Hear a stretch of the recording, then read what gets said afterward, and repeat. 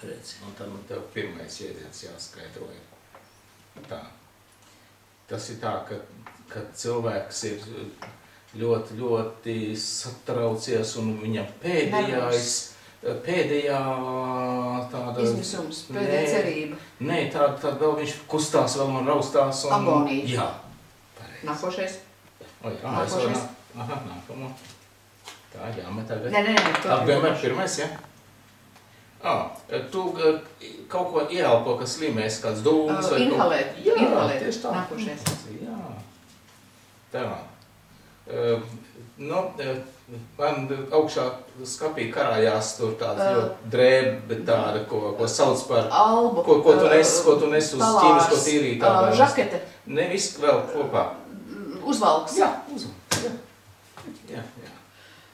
Tā. Un tā, te kaut kur pie kamīnas, ko likt iekšā kurināt, bet viņš kaut kur sakrauts ir. Malkas kaudze. Drusku savādāk vārdu. Čupa. Nē, ir vēl kaut kāds tāds labāks vārds. Strēķis. Nē, vēlreiz, beidzās. Beidzās. Malkas grēda. Grēda, literāri. Mums jaunībā tāda padoma nemaz nebija. Tagad ir pilna žurnāla, visu kaut ko, un mēs vienkārši tā esam ar visādiem puniem un kritieniem to visu paši mācījušies, un tā mums katram tā loma izveidojusies ne pēc kaut kādiem standartiem, ne pēc kādiem padomiem, bet pēc savām tādām dažādām, kuram ir kāda labāk dāvana. Mums jau tā visi brīnās sev, ka Ritums mājās ir galvenais tehniskais darbinieks, kas mašīnu ved, remontē tur un pēk visādas tehniskas lietas. Un tā, viņai tas tā labi padodās no bērnības, no agras bērnības. Viņa bija šādi ļoti tehniski apdāvināta. Kāpēc, lai es tur jauktos pa vidu, kur viņai labāk izdodās? Tā. Un arī par ēdienu taisīšanu. Man ļoti patikās no mazām bērnu dienām cept un vārīt. Tas man patika, un kā to arī man mamma daudz ļāva un arī pat veicināja. Un Ritai atkal nebija tā bērnībā daudz šo iespējas kaut ko tādu darīt. Un sākumā es biju arī tāds, varbūt mūsu ģimenē tas ēšanas gatavotājs. Un tā vismaz, ja kaut ko garšīgi gribēja, es pats taisīju. Un kādreiz tagad, kad viņai kaut kas labi izdodās, saka, tā kā es pats būtu taisījis. Piemēram, gaļu gatavot viņš man iemācīja, jo es gaļu, cik bieži vispār mūsu ģimenē bija bērnībā, cik es gaļu dabūju ļoti reti, pārsvarā mēs barojāmies ēdnicā, jo mamma strādāja. Un tad es pēc skolas gāju ēdnicā un vakarā mājās, tā kā naudiņas nebija, mamma jau parasti tikai kartupeļus cep, un tas bija mūsu pamatēdienas ģimenē no rīta sviestmaizītes, vakarā cepta kartupeļu. Un gaļa tas bija retums, un tad tā tika sacepta tā stipri, tā kā gandrīz kā pazoli. Pāvils saka, kas tas tāds? Gaļai jābūt sulīgai, viņu vajag cept tur tā īsi un ātri, lielā karstumā, un nevis tur grozīt bezgalīgi, kamēr viss ir iztecējis. Tā viņš man iemācīja gaļu, piemēram, cept. Bet tā nav beigās, jau es iemācījos, un pēc receptiem dažādām, pēc recepšu grāmatām man jau tīri labi, man liekas, arī man izdevās. Gregors skolā mācītājiem. Un arī tā stāstīja par dažādām lietām. Arī par mūsu dzīvi galvenokārt, jā, par to, kā laulība darbojas, kā mums, kas un tas par noslēpumu, kā mums tāda laimīga laulība tik ilgus gadus pastāvējuši, un tad visādus nieciņus kādreiz tu tur stāsti runā tai auditorijai, bet tas viss tika filmēts, un es tā padomāju, jo to būtībā var skatīties jebkurš, jo tas ir kaut kur droši vien ielikts. To, ko raizēties, ko cilvēki par mums domā vai ko cilvēki par mums runā. Vissvarīgākais ir, ko Dievs par mums domā. Ļoti labi to mācīja jaunībā, ka cieņa ir svarīga. Nevis, ka tu uzbļauji, bet ka tu ar cieņu izturies pret otru cilvēku. Arī tad, ja tev kaut kas nepatīk. Nevelti šīs te vēsturiski veidojušās attiecību normas ar lūdzu, paldies, piedod. tās izveido kaut kādus labus, pozitīvus rāmjus, un tie nemaz nav tik slikti tie rāmji, ka tu viņus ievēro. Nevis, ka tu vienkārši ņem, dod, nāc, ej. Bet, kad tu ievēro šīs te pieklājības normas ar lūdzu, paldies, un vai es varu tev lūgt, man palīdzēt šai lietā, vai tu varētu lūdzu, man traucē, kad tu, teiksim, tur, nu, es nezinu, slaveno tur zobpasta stūbiņu, par kur mēs vēl joprojām ar smiekliem diskutējam, kā ir pareizi izspiežam zobpasta stūbiņu. Bet, ja ir kaut kas, kas otra kaut kādā rīcībā mani kaut kā traucē vai tevi traucē, tad to tā ļoti uzmanīgi, ja tas tiešām ir nopietni, tad to otram līdz. Vislabāk, ka vispār to neteikt, ja tas nav nekas nopietns. Ja tas, jā, to es gribēju teikt, ja tas nav nekas svarīgs. Nu, lai ir. Nu, pieņem un panes to, kad otram tur ir tādi kaut kādi defektiņi. Krāsaināk dzīve, no tā to tikai, Nu, es kādreiz ar to savu palīdzību esmu uzbāžusies nevietā. Tas bija tā atsauci uz vīriešu no Marsa, sievietes no Venēras. Tas bija viens no mūsu tādiem drusku rīvēšanās punktiem, ka tad, kad mēs dzīvojam Vācijā un viņš taisīja tur to izdevumu Pasauli un mēs, es biju atkal tur tas sagādnieks un organizators, kas veda viņu uz drukāšanu un atkal atpakaļ un iesaiņošanu un ko. Un tā kā es sāku tur palīdzēt ne tur, kur vajag, vai aicināt, ka ir laiks, tagad vajag taisīt, vai ka tur to vai šo, tad es jūtu, ka tā mana palīdzība nav vietā un nav nemaz īsti vajadzīga. Tā ka tas ir jāiemācās, ir jāsaprot šī te vīriešu un sievietes sadzīvošanas, saskares, sazobas punkti. Proti, ja ziniet, tas tā kā man patīk tā līdzība par sunu un kaķi. Suns, domādams, ka viņš izrāda draudzību, nāk astīti, vicinādams kaķim klāt, un kaķis to uzskata par uzbrukumu, jo kaķiem astis kustināšana ir uzbrukums un dusmu signāls. Tas ir tikai pārpratums, kāpēc suns ar kaķi nevar sadzīvot. Un tā kādreiz cilvēkiem arī gadās. Bet es nedomāju, ka sieviete nevarētu vai nedrīkstētu būt izglītota un inteliģenta un strādāt to darbu, kas viņai patīk, vai nodarboties ar lietām, kas viņai interesē. Bet šī tā slavenā pašrealizācija, ka man vajag manu pašrealizāciju un ka man tur vīrs un bērni traucēs, tā ir tāda, es domāju, tomēr tāda pārspīlēta un pretdabīga domāšana. Jo mēs jau no dabas Dievs mūs ir radījis atšķirīgus. Mans vīrs kāds bija pirms mācītāja, tāds viņš arī pēc mācītāja, ka viņš kļuva par mācītāju vai par bīskapu. Viņa būtībā nav daudz mainījies, izņemot to, ka tagad, teiksim, viņš bija arī tajās Loyolas rekolekcijās un kā, un viņš aizvien ikdienā aizvien vairāk ir Dieva vārdā iegremdēts un lūkšanās, un arī personīgais lūkšanās, ka, jo tuvāk cilvēks Dievam, jo viņš ir skaistāks, viņš ir jaukāks, mīļāks, kristīgāks. Nezinu, kāda teoretizēšana, ko tu varētu pateikt par šo lietu? Es arī domāju, ka tā nav nekādas sprediķes, es tev mājās nelasu. Varbūt kādreiz mēs kaut ko pārunājām, un no pašā sākumā es atceros, ka tas bija tāds labs laiks, kad es vēl tā mācījos tikai būt par mācītāju, jo toreiz Prāgā tas bija, ka tad tu man arī daudz palīdzēji, gan arī tos mans sprediķis tur lasīju un komentēju, un jā, bišķiņ tur kaut ko tā kā, kaut kāds uzsvarus palīdzēju salikt tā. Tā es nedomāju, ka kaut kas tur tā būtiski mainījās. Tas, ka tagad es tagad esmu mācītājs, ja? Vai es tagad esmu bīskaps. Ja? Nē, es tā pats neesmu pamanījis sevī kaut kādu radikālu maiņu. Un tā es domāju, to arī nē.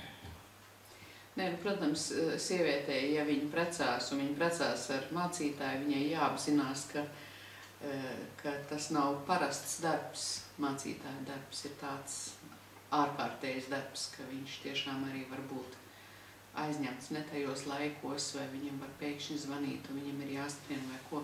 Un tā ir viena lieta, ko tagad māca vecākie brāļi jaunākajiem, ko mums arī mūsu ārzemju tādi partneri, padomdevēji no citām baznīcām ir mācījuši. Mums bija tāds seminārs. Tās sievas, kas bija līdz, viņi arī principā tur šo te savu mācību programmu vīri ar sievām kopā. Ka tās sievas teica, ka man visu mūžu likās, ka manam vīram ir mīļākā. Jo tikko kāds piezvana vai kaut kas ir, viņš skrien. Viņš pamet visu, viņš pamet mani, viņš pamet bērnus, viņiem ir jāskrien, jo baznīca, draudz viņam ir pirmajā vietā. Un tas nedrīkst būt. Tā nav pareiza attieksme, to viņi no savas pieredzes un arī no Dieva vārda izejot teica. Kad arī mācītājiem, jebkuram cilvēkam pirmajā vietā kristietim ir, protams, Dievs, bet otrajā vietā ir jābūt ģimene. Un tikai pēc tam mani pienākumi kā mācītājiem, bīskapam, draudzē vai kaut kur, ka nedrīkst ģimene ciest no tā, kad es esmu mācītājs vai vienalga kāds garīgs darbinieks. Kreti viņu lietoju. Man viņš nepatīk, man bija jaunībā rolītī.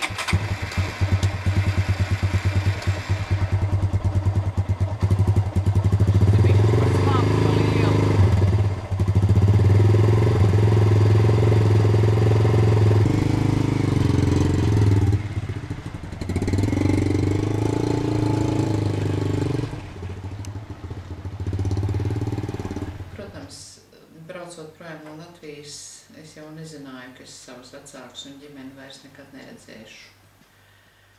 Tie draudi bija pamatoti, dažus gadus vēlāk tiešām daudz mūsu draugi lielajās kratīšanās tika apcietināti un notiesāti uz gariem gadiem.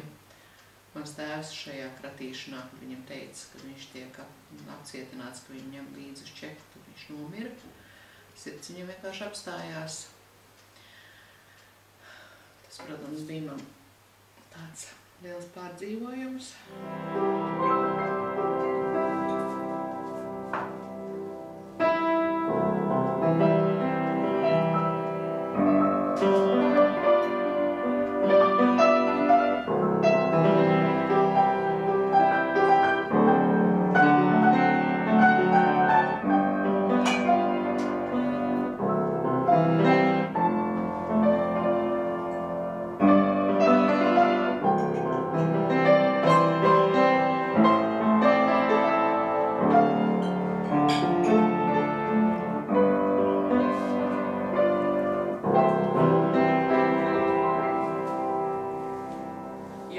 Ticīgs, tad tu būsi vesels un bagāts, kas ir meli, kas absolūti nesaskan ar Bībeli. Tas, ka mēs esam tādi Dieva lutekļi bijuši, ka mums tā viss ir labi pavērsies un mēs tagad tā sekmīgi un veiksmīgi esam atgriezušies Latvijā un varējuši arī par rietumos sapelnīto sakrāto naudiņu uzbūvēt māju, tas nav tā, ka Dievs to tā būtu apsolījis. Bērnības mums abiem diviem bija ļoti trūcīgas. Mēs esam lielā nabadzībā auguši kā viņš, kad tēvs bija Sibīrijā, tāpat arī es 3 bērnu ģimenē pēckara laika apstākļos. Jaunība tāpat nabadzība, visi studiju gadi. Tā kā mēs apprecējāmies, mums vispār nebija kur palikt, mums nebija pat istabiņas savas. Es biju pie mammas caurstaigājumā istabā un viņš pie savas ģimenes ar brāļiem caurstaigājumā istabā. Tā ka kāzu naktī sarunājām, ka brālis ielēda mūs savā necaurstaigājumā istabā. Tā kā, bet, viss ir tā pavērsies par labu. Mums ir 3 bērni, 2 mūsu pašu puikas un mūsu pieņemtā meitiņa. Vecākais dēls ar sieviņu, abi dakteri, aizbrauc uz rezidentūru strādāt Vācijā.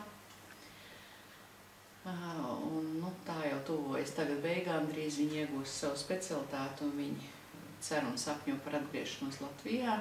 Ir jau nopirkuši šeit zemīti, uz kuras varētu būvēt māju, tepat Rīgas tuvumā, un cer tomēr kaut kādā veidā atkal iesakņoties. Kaut gan viņi nekad, teiksim, mūsu dēls jau ir dzimis un audzis Vācijā, un viņš pat skolā gājis nekad nav Latvijā.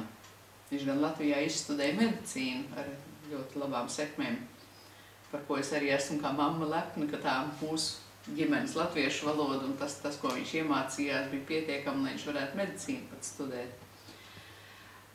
Mūsu jaunākais dēls pastudēja, pamācījās Dānijā, multimediju zināšanas. Viņam arī ir šī te bagāža ar vairākām valodām. Šobrīd viņš strādā Gētas institūtā un domā par laulībām šoruden. Un mūsu jaunākā meitiņa, mūsu pieņemtā meitiņa, dzīvo šobrīd Berlīnē un strādā tur, domā arī par studijām, varbūt par audzinātāju, jo tas restaurātoru doma, kas viņai bija, tas nevar, jo Latvijā tajā mākslas un dizaina vidusskolā nemācīja fiziku un ķīmiju, un restaurātoram tas ir vajadzīgs izrādās, protams, loģiski. Tā ka viņi domā, varbūt viņi varētu būt par audzinātāju, tā kā arī ar mākslas novirzienu. Bet galvenais tas, ka tur uz viņu neviens neskatās, jo viņai bija grūti, viņas kautrīguma dēļ, ka uz viņu Latvijā skatās, jo Latvija vēl nav tik krāsaina un raibu, kā tas ir rietumu lielpilsētas. Tā. Te mums Jūlītes darbi. Ja man tā viņas kopija patīk labāk oriģināli. Tātad dzīvā. Tūlīt būs tēja gatava. Viskastīte joprojām ir mūsu meitiņas skolas darbiņš. Tas vēl no skolas laikiem pamatskolā keramikas pulciņā. Un krūsums arī katra savu nozīmi ir un ar savu vēsturi. Dāvinājums. Jā, tas ir. Krūs no dažādām baznīcām. Gaiķu baznīcas gada diena, šī ir Bauskas baznīcas, tas ir Subaču un Rubeņa. Man tā kaite, kas man piemetās, respektīvi, ko man atklāja pirms 2 gadiem, ir tāda, saucās mielu displastiskais sindroms. Un tas nozīmē to, ka manas kaulu smadzenes vairs neražo galvenokārt sarkanos asins ķermenīšus pietiekamā daudzumā un nobrieduma pakāpē un formās. Bet arī pārējās ir ķermenīši jau, ja jau tās kaulu smadzenes kārtīgi nestrādā, tad viņas iet grīstē arī pa citām līnijām. Un tai pievienojas otra diagnoze, kas ir refraktārā anēmija. Un es prasīju savam dēlam dakterim, ko tas nozīmē, lai viņš man izskaidro. Būtība ir tāda, ka tas nozīmē, tā ir neārstējama anēmija. Šī neārstējamā anēmija tiek ārstēta tādā veidā, nevis ārstēta, bet viņas sekas drusku mīkstinātas ar eritrocītu masas pārliešanu. Agrāk tas bija reizi mēnesī, jau tas ir reizi 2 nedēļās, ka man jāiet slimnīcā uz dažām dienām, kad man tiek pārlieti eritrocīti, donoru eritrocītu masa. 800 līdz pat litram vienā reizē. Tad ar šo dēvu es kāds pāris nedēļas atkal varu nodzīvot. Tad, kad tie eritrocīti pārlietie, viņiem jau nav tas dzīves ilgums tik ilgs kā paša radītajiem ķermeņi. Tie tomēr, nezinu kāpēc, bet viņi ir jau pusmūžā vai kā vecāki, viņi ātrāk arī iet bojā. Tā kā pēc 2 nedēļām man jādodas no jauna uztankoties. Mēs zinām no apustuļa Pāvila teiktā, kad tur pie Dieva ir daudz labāk, un ka viņš vēlētos tur jau būt, ka viņš paliek te šeit virs zemes tikai, jo viņš ir vajadzīgs, viņam vēl savu misiju jāpilda. Un tā mēs tā, kad cik ilgi Dievs man vēlēs palikt, tik ilgi palikšu. Kad nē, tad es došos uz labākiem medību laukiem. Uz debesu tēviņu. Man patīk mācītāja Māra Ludvika atbildi. Viņš nodzīvoja diezgan ilgus gadus emigrācijā savulaik. Viņš atgriezās Latvijā un strādā un dzīvoja tagad ilgus gadus Latvijā. Viņa vienā no intervijām toreiz jautāja, kur jūs jūtaties kā mājās? Kanādā vai Latvijā vai... Viņš saka, patiesībā es nekur nejūtos kā mājās. Un tas ir labi, ka es nejūtos nekur kā mājās, jo mūsu īstās mājas ir debesīs.